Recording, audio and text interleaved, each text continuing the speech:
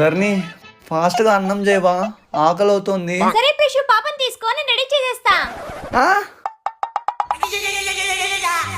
వద్దులే ధర్ని, నేను జొమాటోలో ఆర్డర్ పెడతా. పూలమ్మా పూలో. ఒక నిమిషం పట్టుకో. నా బుజ్జి కదా, నా అమ్మ కదా, ఇప్పుడు మాత్రం వదిలయ్యే. కొత్త షర్టే, మిగతావన్నీ నువ్వే నానిపేసినావు. నీకు బయటికి పోయి బోల్డ్ అన్ని బొమ్మలు తెచ్చిస్తా, ఇప్పుడు మాత్రం వదిలయ్యే. ఖుషి,